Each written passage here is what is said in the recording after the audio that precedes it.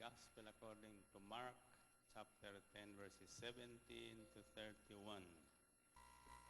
As Jesus started on his way, a man ran up to him and fell on his knees before him. "Good teacher," he asked, "what must I do to inherit eternal life?" "Why do you call me good?" Jesus answered. "No one is good except God alone. You know the commandments: do not murder, do not commit adultery, do not steal, do not give false testimony, do not defraud, honor your father and mother." "Teacher," he declared, "all these I have kept since I was a boy." Jesus looked at him and loved him. "One thing you lack," he said. "Go, sell everything you have and give to the poor, and you will have treasure in heaven. Then come, follow me." At this, the man's face fell. He went away sad because he had great wealth. Jesus looked around and said to his disciples, "How hard it is for the rich to enter the kingdom of God." The disciples were amazed at his words, but Jesus said again, "Children, how hard it is to enter the kingdom of God. It is easier for a camel to go through the eye of a needle than for a rich man to enter the kingdom of God." The disciples were even more amazed and said to each other, "Who then can be saved?"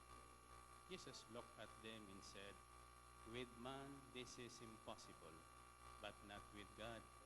All things are possible with God." Peter said to him, "We have left everything to follow you."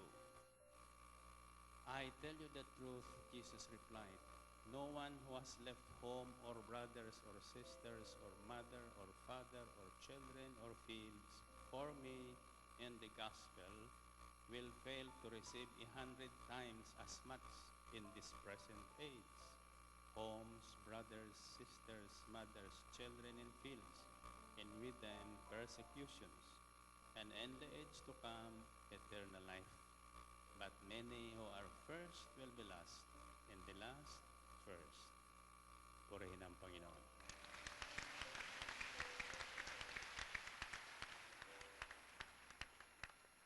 Nang paalis na si Jesus, ay may isang lalaking patakbong lumapit.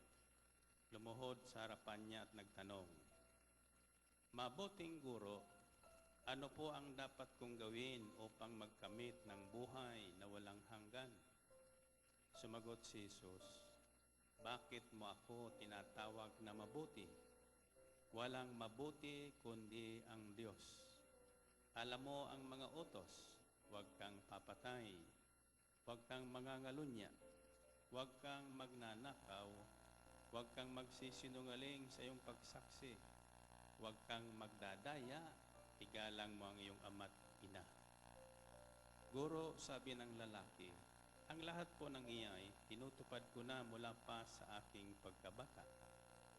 Magiliw siyang tinitigan ni Jesus at sinabi sa kanya, "Isang bagay pa ang kulang sa iyo. Humayo ka, ipagbili mo ang iyong ari-arian at ipamigay sa mga dukha ang pinagbilhan, at magkakaroon ka ng kayamanan sa langit. Pagkatapos bumalik ka at sumunod sa akin." Namanglaw ang lalaki nang marinig ito at malungkot na umalis sapagkat siya ay napakayaman. Tinignan ni Jesus ang mga nasa paligid niya at sinabi sa kanyang mga alagad, "Napakahirap mapabilang ang mayayaman sa mga pinaghaharian ng Diyos." Nagtaka ang mga alagad sa panalitang ito. Muling sinabi ni Jesus, "Mga anak, talagang napakahirap mapabilang sa mga pinaghaharian ng Diyos. Madali pang makaraan ang kamelyo sa butas ng karayom kaysa pasakop sa paghahari ng Diyos ang isang mayaman." Lalong nagtaka ang mga alagad, kaya't sila'y nagtanungan, "Kung gayoy, sino ang maliligtas?" Tinitigan sila ni Jesus at sinabi sa kanila, "Hindi ito magagawa ng tao, ngunit hindi ito mahirap sa Diyos. magagawa ng Diyos ang lahat ng bagay. At nagsalita si Pedro, tingnan po ninyo, iniwan namin ang lahat at kami sumunod sa inyo.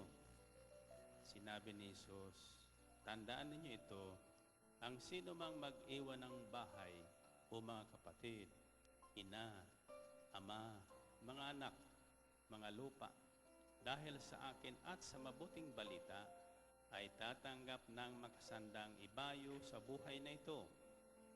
Mga bahay, mga kapatid, mga ina, mga anak at mga lupa.